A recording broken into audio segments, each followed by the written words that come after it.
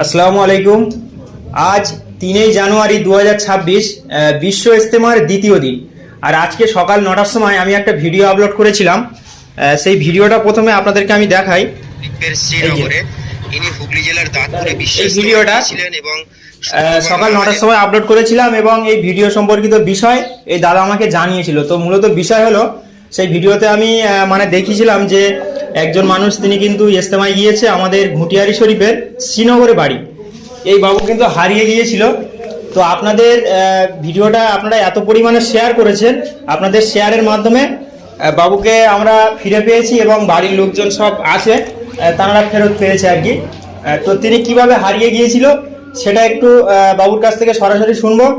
আর আমার কাছে যোগাযোগ করেছিল, অনেক খোঁজাখুঁজি ওখানে হয়েছে, হওয়ার পরেও যখন পাচ্ছে না, তখন আমার এই বন্ধু ইয়ারাব ভাই আমাকে বলে যে রুল ভাই, তুমি একটা ভিডিও বানিয়ে দাও যাতে খুব তাড়াতাড়ি খুঁজে পাই।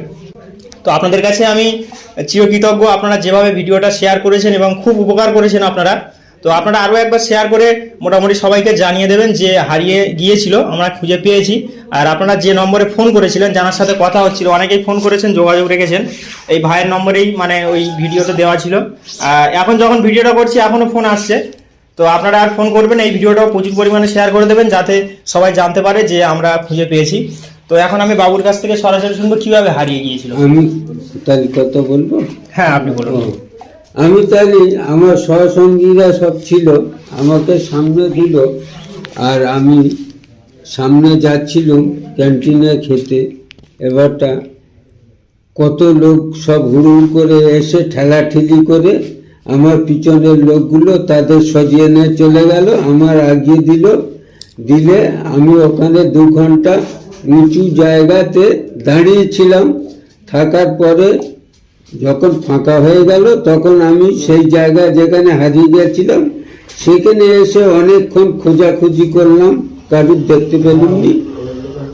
তারপরে আমি আবার ওখান থেকে ঘুরে ফের আবার সেই MS জুয়েলার্স এর কাছে গিয়েছিলাম। ওখানে পুলিশ ক্যাম্পের কাছে গিয়ে 4 বার অ্যানাউন্স করেছি, ওনারা শুনতে পাইনি মনে হয়। সেই জন্য আমি আবার ওখানে ওই যে প্যান্ডেল তাবু মতো আছে, ওখানে আসরের নামাজ পড়লাম, আবার মাগরিব পড়লাম, এশা পড়লাম, কিছু খাওয়া দাওয়া করে আবার ওখানে শুয়ে পড়লাম। তো আপনাকে ছিল ওখানে, ডিউটি করছে, ওখানে থাকি আমি।